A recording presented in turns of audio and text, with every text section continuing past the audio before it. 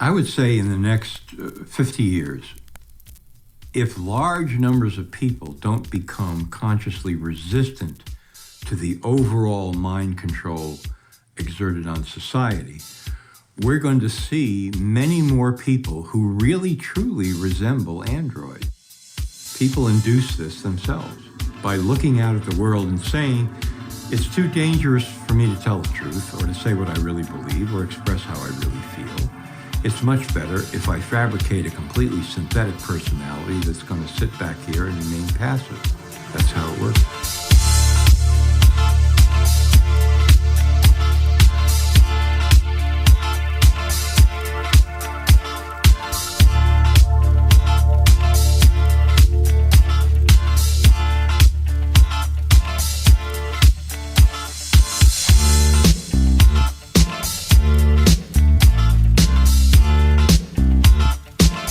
La télévision est sans aucun doute un outil de contrôle mental de premier ordre, par le conformisme et l'uniformisation des masses qu'elle entraîne. Elle est un vecteur important de ce que l'on nomme la peer pressure, ou pression du groupe social. Un autre outil de contrôle, ou pourrait-on dire d'autocontrôle ou d'autorégulation mentale du peuple. Tout le monde a fait un jour l'expérience d'arriver au travail le matin suivant la diffusion télévisuelle d'un « important match de football ». Vous constaterez alors que vous êtes en quelque sorte marginalisé si vous n'avez pas visionné le match en question, car vous ne pourrez pas participer aux vifs échanges entre collègues sur le sujet. Et si vous n'avez même pas de télévision, alors vous serez très vite catalogué comme sortant du lot, un individu marginal, voire même sectaire.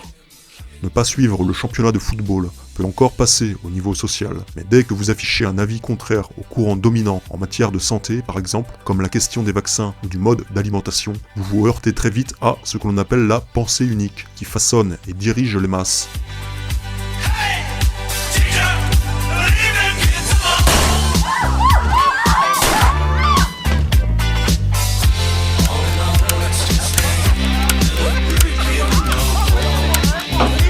Toi, Franck. Terrible. T'as vu ce mec bizarre dans American Superstars hier soir? Quoi? Hier soir, le mec bizarre dans American Superstars. Non, en fait, oui. Je l'ai vu, je suis tombé dessus par hasard. Je regarde pas American Superstars. Tu l'as vu, mais tu regardes pas l'émission, c'est ça. T'es trop bien pour suivre ce programme ou quoi?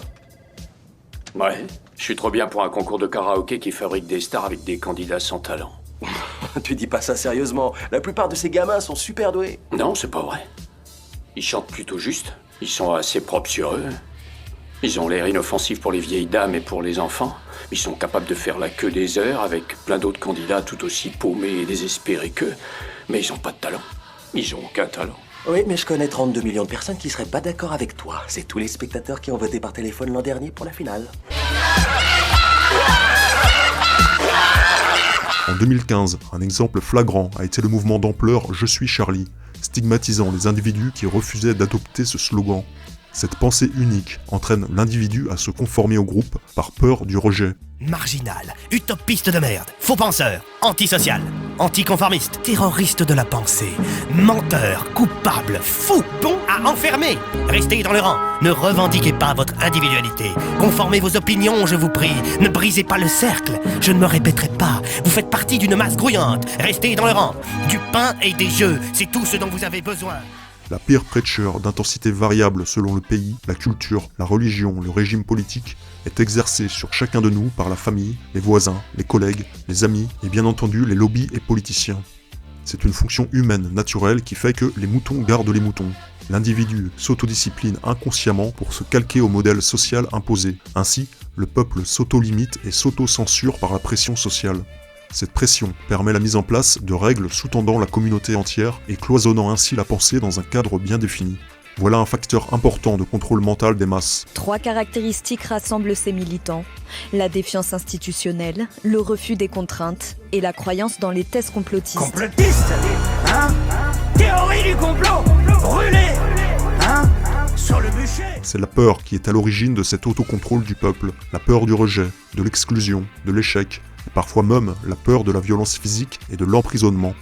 La pression sociale fonctionne très bien pour freiner les gens à parler de certaines choses autour d'eux, d'autant plus lorsqu'il s'agit de sujets sensibles tels que la pédocriminalité de réseau. Il s'agit là d'un sujet inhabituel pour la plupart des gens, car totalement absent de la sphère médiatique officielle. Leur défense sera bien souvent de se fermer au sujet, car celui-ci va vite égratigner leur paradigme. Certains utiliseront l'ironie à la dérision, comme une diversion et comme une sorte d'autoprotection face à l'inimaginable, pour très vite changer de sujet de conversation. Le déni est massif. Les personnes qui s'y intéressent sont en quelque sorte marginalisées. Moi, j'ai fait 3 ans dans un club pédosataniste et j'ai rencontré des gens formidables. On s'amuse comme le commun des mortels. On joue au rami avec Satan, on prie devant une statue de Michel Fourniret, on se met des petites cordes sur la tête, voilà, on déconne. Vous noterez que l'on parle de programmes télévisés et de programmes scolaires. Tout cela n'est que de la programmation mentale à grande échelle. Mais à ce niveau-là, elle ne vous retire pas encore votre libre arbitre. Cette pression du groupe social joue également un grand rôle dans le système scolaire et éducatif. Pendant 17 ans, en moyenne, l'individu va fonctionner la majeure partie de son temps au sein d'une classe, d'un groupe, dans lequel il va recevoir des programmes à intégrer parfaitement s'il veut accéder au niveau supérieur.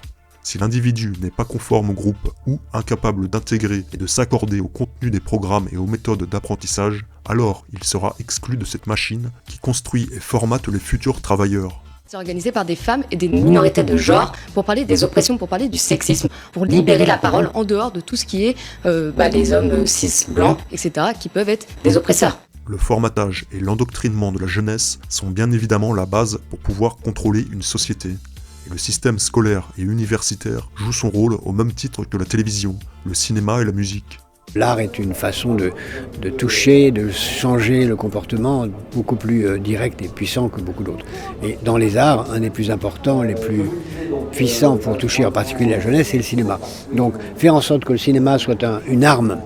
La frontière entre éducation et propagande est très mince, voire inexistante. La propagande ne peut pas fonctionner efficacement sans programme d'éducation et sans contrôle de l'information. Le formatage de l'esprit des enfants, des adolescents, des jeunes adultes qui construiront la société de demain est le terreau sur lequel prend racine la pensée unique qui entraîne cette pression sociale permanente. C'est un ciment qu'il est difficile d'effriter chez un adulte qui refuse de remettre en question ses acquis et son paradigme.